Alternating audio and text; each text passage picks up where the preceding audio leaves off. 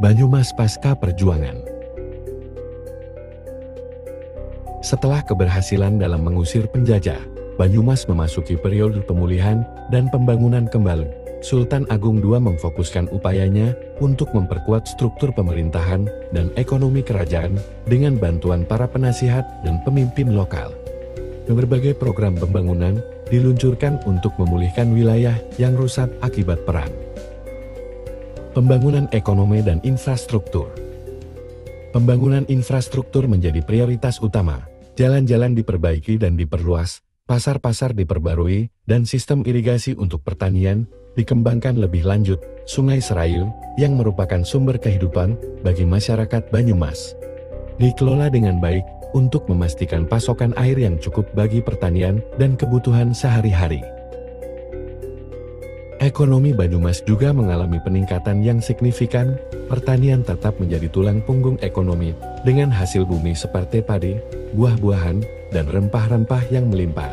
Selain itu, perdagangan dengan wilayah lain semakin berkembang, menjadikan Banyumas sebagai pusat perdagangan yang penting di Jawa Tengah. Pengembangan budaya dan pendidikan.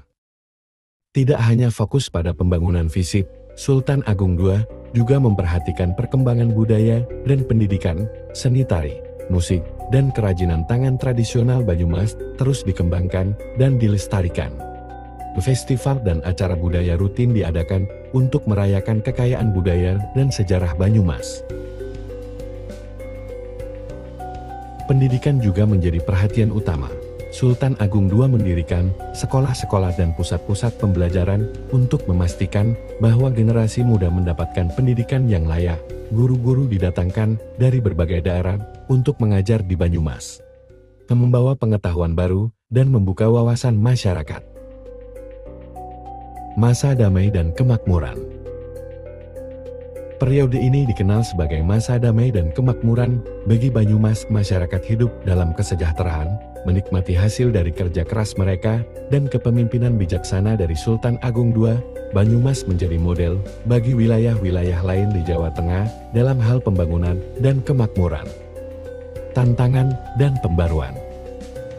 Namun, seperti semua kerajaan, Banyumas tidak lepas dari tantangan internal berupa perbedaan pendapat dan konflik antar kelompok menjadi bagian dari dinamika pemerintahan. Sultan Agung II menangani tantangan ini dengan kebijaksanaan, mencari solusi yang adil dan bijak untuk menjaga stabilitas dan persatuan. Sultan Agung II juga memulai berbagai pembaruan untuk menyesuaikan kerajaan dengan perkembangan zaman. Reformasi di bidang administrasi dan hukum dilakukan untuk memperkuat tata kelola pemerintahan. Kebijakan-kebijakan baru diterapkan untuk memastikan bahwa Banyumas terus berkembang dan mampu menghadapi tantangan masa depan. Warisan Sultan Agung dan masa depan Banyumas. Warisan Sultan Agung dan Sultan Agung II terus dikenang dan dijaga oleh masyarakat Banyumas. Semangat perjuangan, kebijaksanaan, dan keberanian mereka menjadi teladan bagi generasi berikutnya. Masyarakat Banyumas merayakan hari-hari penting dalam sejarah mereka, memperingati perjuangan dan keberhasilan yang telah dicapai. Banyumas, yang awalnya hanya sebuah wilayah subur tanpa nama, telah berkembang menjadi sebuah kerajaan yang makmur dan berbudaya kaya. Dari masa ke masa, nilai-nilai kebersamaan, keberanian, dan kebijaksanaan terus diwariskan, menjadikan Banyumas sebagai wilayah yang kuat dan berdaya saing.